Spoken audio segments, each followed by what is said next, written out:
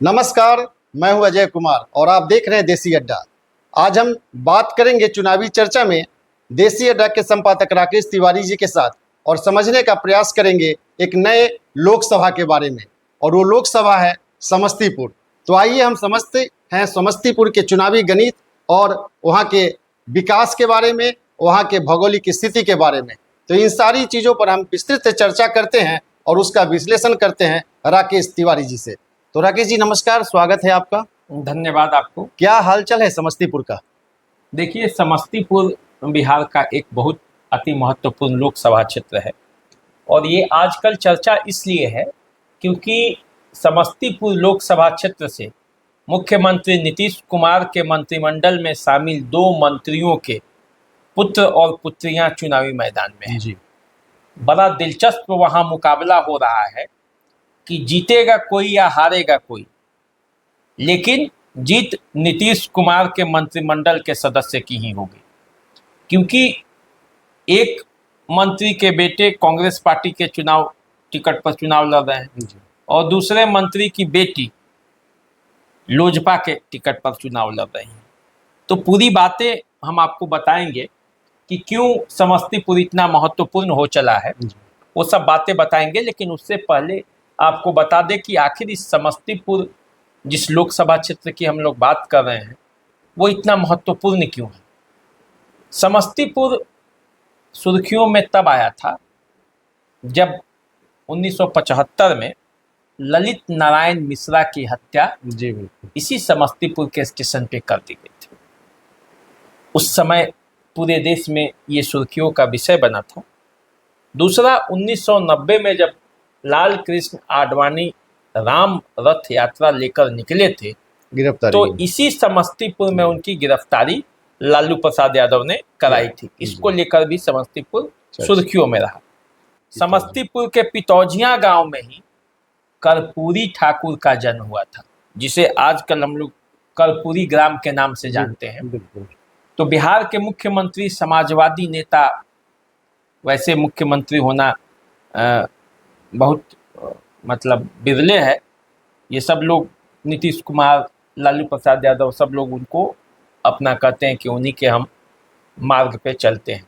तो इन लोगों के पितामह थे वो।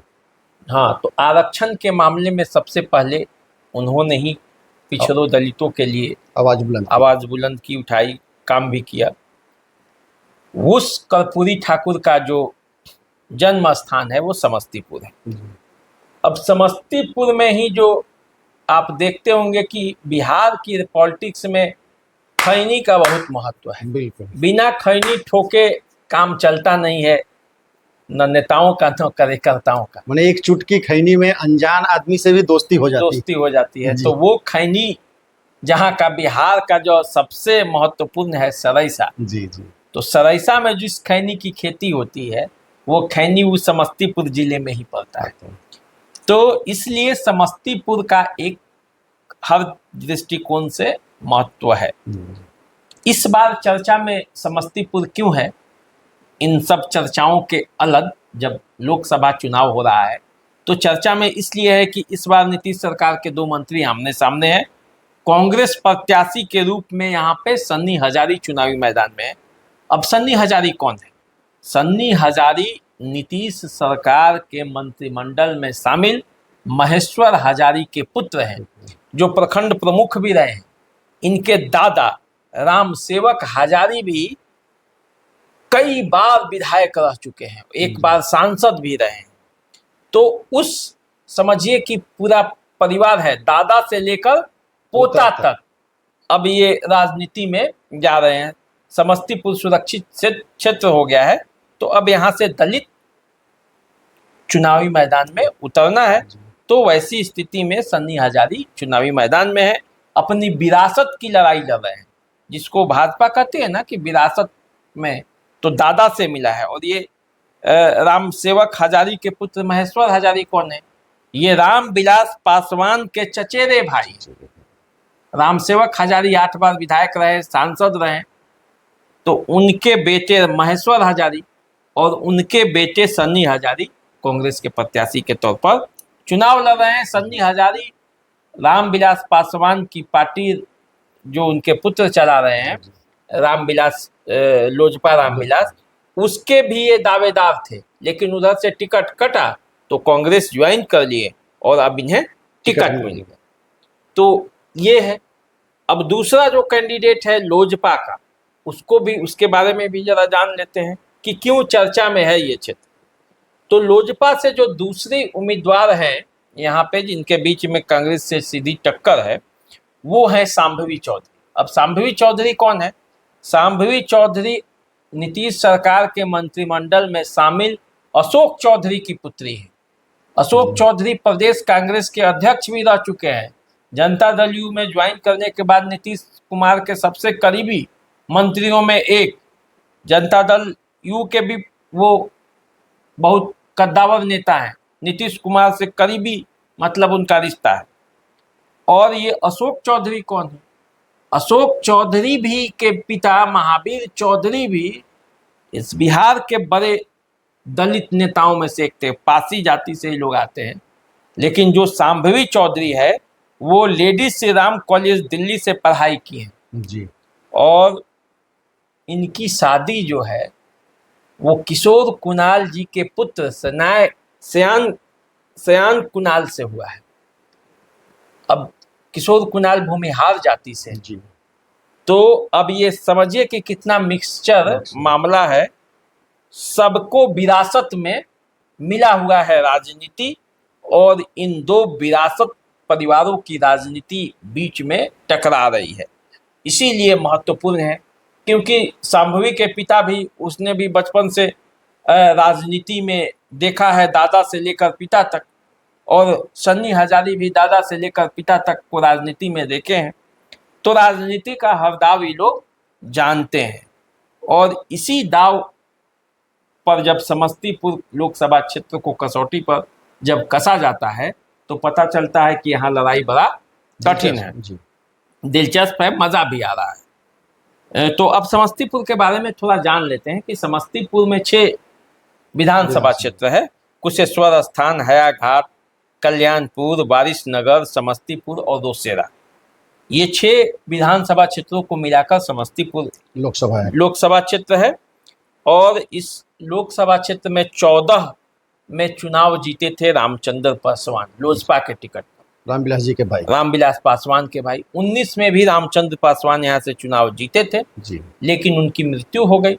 उसके बाद उनके बेटे प्रिंस पासवान यहाँ से चुनाव लड़े, वे भी जीत गए। और वो जीतने के बाद उनका जो है वो थे, पार्टी जब टूटा पशुपति पारस के नेतृत्व में, तब प्रिंस पासवान पशुपति पारस के साथ थे। इस बार उनको टिकट नहीं मिला। अब ऐसी स्थिति में प्रिंस पासवान चुनावी मैदान से बाहर हैं। अब यहाँ शांभवी को टिकट चिराग पासवान ने दिया है, और उधर से कांग्रेस के प्रत्याशी सनी हजारी चुनावी मैदान में है। अब आपको बता दें कि जो सन्नी हजारी के पिता हैं महेश्वर हजारी, वे 2009 में जनता दल यू के टिकट पर इसी समस्तीपुर से सांसद रह चुके हैं। तो आप समझ गए होंगे कि कितना उनका पकड़ भी है। तो समस्तीपुर सीट पर यदि बात करें कि कौन कौन सांसद रहे हैं, यदि इस गणित को समझते हैं, तो 52 से लेकर 62 तक सत्यनारायण सिन्हा यहाँ से चुनाव जीतते थे। कांग्रेस पार्टी के वो थे, सब कोई तो उस समय कांग्रेस ही थे। उसके बाद यमुना प्रसाद मंडल जो हैं वो 67 से लेकर 77 तक वो सांसद थे। 77 में कर्पूरी ठाकुर यहाँ से जनता पार्टी के टिकट पर चुनाव जीते। उसके बाद अजित कुमार मेहता, रामदेव राय, मंजय लाल, आलोक कुमार मेहता, ये सब चुनाव जीतते रहे, सांसद बनते रहे। 2009 में महेश्वर हजारी चुनाव जीते थे। 2014 और 2019 में रामचंद्र पासवान, और 19 में ही उनकी मृत्यु के बाद प्रिंस पासवान। तो ये पूरा समीकरण रहा। जिस कांग्रेस से अभी सन्नी हजारी चुनावी मैदान में है, उस कांग्रेस से यहाँ चुनाव लड़ते थे अशोक राम। लगातार 3 चुनाव लड़े हैं और तीनों चुनाव में वे पराजित हो गए। उसके बाद उन्होंने इस बार मतलब इस्तीफा दे दिया, त्याग दिया कि अब हम चुनाव नहीं लड़ेंगे। उनके मना करने के बाद शनि हजारी चुनाव मैदान में लड़े हैं, क्योंकि 14 में जब अशोक राम चुनावी मैदान में उतरे थे तो रामचंद्र पासवान ने उन्हें 10,145 मतों से पराजित किया था। जब 19 में आए चुनाव लड़ने तो 2,51,643 मतों से रामचंद्र पासवान ने उन्हें हरा दिया। अब मनोबल टूट गया। फिर 19 में प्रिंस पासवान से लड़े कांग्रेस प्रत्याशी के तौर पर अशोक राम, तो फिर प्रिंस पासवान ने उन्हें 1,02,090 वोटों से पराजित कर दिया। अब 3 बार चुनाव हारने के बाद अशोक राम अब इस बार चुनाव लड़ने से इनकार कर दिए। अब उसी के बाद सन्नी हजारी को यहाँ से कांग्रेस का उम्मीदवार बनाया गया है। अब मुकाबला बड़ा दिलचस्प है। देखना ये है कि समस्तीपुर, जिसे सियासत का सरताज भी आप कहिए, वहाँ कई तरह का सियासत चलता है और पिछले कुछ समय से वहाँ एनडीए का कब्जा है। इस सीट पर सुरक्षित सीट है, लोजपा के खाते में ये सीट गई है और लोजपा रामविलास के चिराग पासवान ने वहाँ से शांभवी चौधरी को चुनावी मैदान में उतारा है। अशोक चौधरी भी जोर लगा रहे हैं और महेश्वर हजारी के बारे में अब सोचना है कि महेश्वर हजारी नीतीश कुमार के मंत्रिमंडल में मंत्री हैं और नीतीश कुमार का सहयोग चिराग पासवान के पार्टी को है, क्योंकि एनडीए में है। एनडीए में तो अब महेश्वर हजारी को अपने बेटे के खिलाफ चुनाव प्रचार करना पड़ेगा।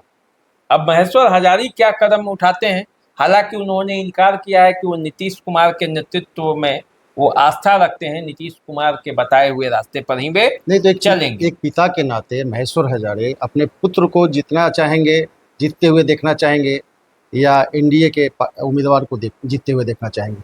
यही तो धर्म संकट है कि जीतना तो वो देखते हुए चाहेंगे अपने पुत्र को ही, और अंदर से प्रयास भी कर सकते हैं बिल्कुल, लेकिन सामने से प्रयास नहीं कर सकते, क्योंकि वे जनता दल यू में है। तो जनता दल यू में है तो उनको लोजपा के साथ रहना है, और अशोक चौधरी भी उन्हीं के साथी हैं, तो मतलब उसी मंत्रिमंडल में है। हालांकि नीतीश कुमार नहीं चाहते थे कि दोनों लोग अपना माने पुत्री और पुत्र को चुनावी मैदान में उतारे, और वो भी दूसरे दल से। तो ये कहा जा सकता है कि मतलब उनका शरीर होगा लोजपा के साथ, लेकिन मन जो होगा, वो दिल जो होगा वो कांग्रेस के साथ हो सकता है। अब होगा कि नहीं, अब ये कैसे कहें, लेकिन एक पिता के सामने ये चुनौती है। अब देखिए ये धर्म संकट बना हुआ है। कितना मजेदार ये बात है कि जिस पार्टी में दोनों हैं उस पार्टी से उनके परिवार का वो चुनाव नहीं लड़ रहा, दोनों दो पार्टियों से चुनाव लड़ रहे हैं, और दोनों दो पार्टियों से चुनाव लड़ रहे हैं। चिराग पासवान के भी विरोधी रहे हैं, राजनीतिक विरोधी कहिए, अभी तो समझौता है, लेकिन चिराग पासवान तो इसलिए वो अशोक चौधरी को भी नहीं चाहते थे कि अपनी बेटी का वो लोजपा से वो टिकट दिलाए। बिल्कुल, लेकिन अशोक चौधरी मानने वाले कहाँ हैं, और शांभवी चौधरी को ये निर्णय लेना था। किशोर कुणाल जी की अब वो बहू है, तो सब चीज़ तो केवल अशोक चौधरी के कहने से ही नहीं होगा। उन्हें चुनाव लड़ना था, उन्हें राजनीति में आना था, तो उनको जिस पार्टी से मिला वो लड़े। तो अब देखिए यही समस्तीपुर की लड़ाई है, और इस लड़ाई में कौन किस पर भारी पड़ता है ये आने वाले समय में पता चलेगा। तो अभी आप सुन रहे थे समस्तीपुर का गणित, समस्तीपुर का भौगोलिक स्थिति और राजनीतिक स्थिति। देखिए, नीतीश सरकार में 2 मंत्री हैं और एक पिता के लिए धर्म संकट है, लेकिन धर्म संकट से ऊपर कहीं ना कहीं पार्टी है, और उनको अंततः पार्टी के लिए ही और पार्टी के ही नक्शे कदम पे चलना पड़ेगा। जीत और हार तो जनता के हाथ में है। नमस्कार।